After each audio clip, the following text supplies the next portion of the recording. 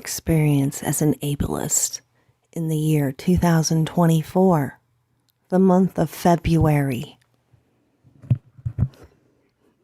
Oh.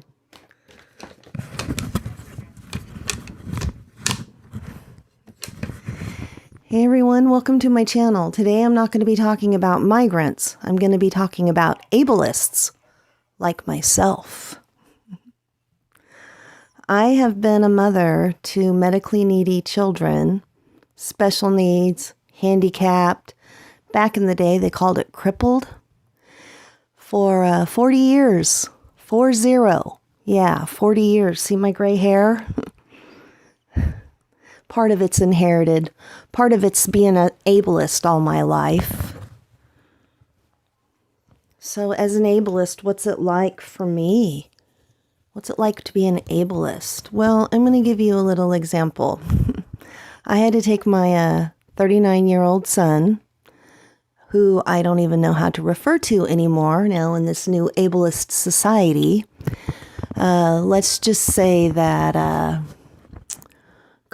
last week on my Facebook group, somebody said handicapped, and a handicapped person said they didn't like that word. And then I was just watching some guy, what do you call that? Not dedicated, not prescribed. Oh, for dear God, what is the name of that word? Diagnosed.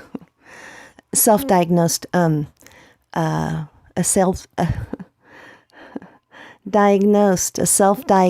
autistic. I've been watching a lot of these autistic, self-diagnosed autistic people in their channels. And, back in the day when autism first, when I first beginning to learn about autism, 35 years ago, the autism people were definitely people that had some, issues, special needs, if you may. Do you watch Fathering Autism? I would call that a really good example of what I would consider a true autistic person to be. All of this neurodiversive stuff has gotten really weird, and a lot of people are getting a lot of views making these videos after they self-diagnose themselves. But, doctors are diagnosing adults with autism too. I don't have a problem with that, except for the people like Fathering Autism and people, like my son. My son is not diagnosed with autism because I haven't self-diagnosed him. And, that's just how it is in the real world. So, anyways, his ear is hurting. So, we tried the Tylenol and the ibuprofen. And so, in the morning, I called the doctor and they couldn't get him until Tuesday. And he's having vertigo and a headache. And I thought, we're not going to wait till Tuesday. So we went to urgent care. I called urgent care first because, a few years back, you had to make an appointment to go to the urgent care because of COVID and all that. Well, anyways, let's just walk in. And the guy said, they've got their new system working and you're in and out in an hour. He was really nice. We chit-chatted a little bit. And so I said, okay, we'll be there in a while. So and in my mind, I'm thinking, I'm just learning about this ableist, this ableist thing. And so I thought, well, I'm going to let my son, do the process himself, plus I've been doing that because I want him to learn how to do that. So the lady at the desk was really, really nice. And he got himself all, signed in and everything and told her the problem. And I had to, help a little bit, which I probably didn't need to, but I was like, that's just how us ableists are. Anyway, so he got all that done. So when I talked on the phone, the guy said, in and out an hour. And so it was 3:00. And I thought, awesome. So we get called back into the room like in, 2 minutes. I mean, it was really quick. And I thought, oh, my God, I'm going to be in and out here in a New York minute. And the triage nurse was very nice, My son said that he had vertigo and she wanted to know how he knew that word. Either she did or the doctor did. I can't remember. Anyway, so they did the blood pressure and all that stuff. And so they put us in a room and we sat in that room for 45 minutes. And, my child, doesn't know the meaning of library voice. So we're in this small four-walled room and, chatting it up the whole time. And then in comes the doctor, a woman doctor, probably about, 40, 45, not as old as me, I don't think. Maybe she was, I don't know. Not real young, not real old. And so she's asking, well, what's your problem? And the first thing he says is, I have vertigo.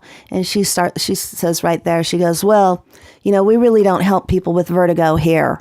That's something you're going to need to get taken care of someplace else. Okay. So he says, I have a headache and my ear hurts. And she's looking over at me because he keeps looking at me because I don't know if autistic people do this. I just know this is our experience.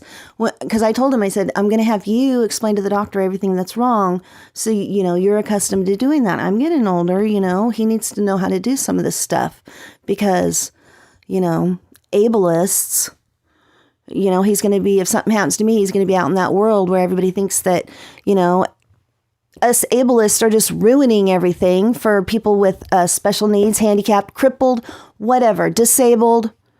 What is the label? What is the label we can use now? This has just really got me in a huff. Okay, so, and she's looking at me like, are you for real? You brought him here for this, I could tell by her eyes. She had on a mask. And I just was like, yeah, he can't get into his regular doctors till Tuesday. What are we going to do? Sit around for the four days while he's miserable and complaining to me that he's miserable? What the hell do you expect us ableists to do? So anyway, so she looks in his ear. Oh, it's red. He has an ear infection. So anyway, so so I explained to her that he's had some problems with the medication and his dose had been raised, and I had lowered the morning dose because of this dizziness, and I had already called the neurologist. And so then she starts in on me like, well, how can you do something like that? And I said, you know what? I said, I cannot go through the whole weekend with him having vertigo and life-threatening seizures. I'm not going to do it. This is what I needed to do. And so she started to say something else. And she says, how did she do that? She started to go, well, his doctors need to be made aware of this. And I said, I already called them. I said, I'm his mother. And she started to say something else. And I said, will that prescription be paper or will it be faxed in? And she just kind of fumbled and she goes, it'll be paper. And I said, okay, thank you very much. And so she left. And I was kind of worried because we waited like another 10 minutes and I thought, oh my God, is she calling the cops? Is she calling me the morality police on me? Is she calling the ableist patrol? What the hell? If you're going to make these new terms ableist, I'm an ableist, and make me feel like I can't even go in and speak for my own child. And then when I do speak for my child, the doctor does not give me the respect as a mother, then heck yeah, I'm going to be hella pissed off.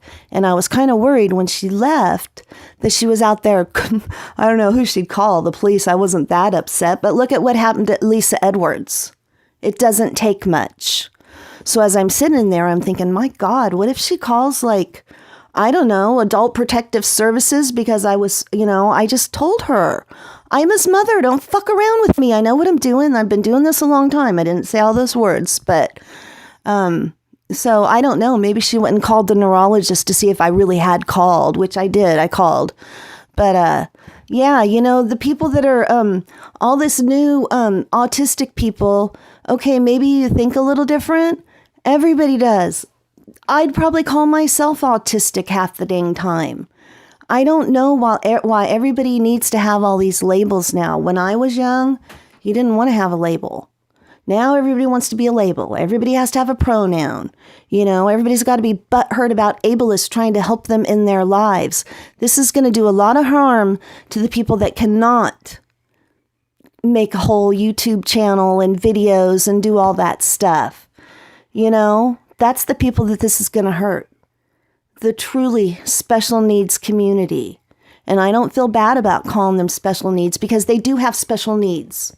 If you're deaf, you need the other person to know sign language. Not everybody just knows sign language. If you're blind, you're going to want people to be aware that your white stick lets them know you can't see. And it makes people be more cautious and ableist and helpful to you. Oh, this ableist thing has got me as upset as this transgendering children thing, and as upset as all these migrants coming into the country. Oh, and to top the case, we go to the pharmacy to get his prescription. Well, our pharmacy is affected by the computer hackers. So couldn't even get the medicine. We're going to hopefully get it today. And I think all of this is, this all has to do with one another. This ableist thing, though, it needs to stop. It's not going to help the real special needs community in the end. That's how I feel as a mother that has been a mother of children that have had special needs since the day they were born, 40 years ago. That's my statement on that. Everybody, try to have a really nice weekend. We might get some common sense out of I don't know what happened to common sense and just, geez, if somebody can't walk or can't hear or can't see, or can't think properly, that is special needs. And they're throwing them all out into the streets. And I just saw a video about a guy in Florida, broken leg. He got hit by a car, went to the hospital, had a broken leg with a cast. The hospital, I'm not sure exactly the situation he got tossed out on his keister with, but he sat in this park bench. Those little metal benches you sit at, not a park bench, a bus, where you wait for a bus. Across the street from the hospital, that man in his 40s sat at a bus stop for 5 days. He couldn't walk. His leg was broke. They gave him a bus card, but he couldn't walk. Something is wrong with the medical people in this country. Very wrong. Lisa Edwards, now this guy, he didn't die. They ended up getting the news there and, getting him to the hospital, and he's in the hospital recovering. But, oh my God. All right, you guys. That's it. Have a great weekend. Bye.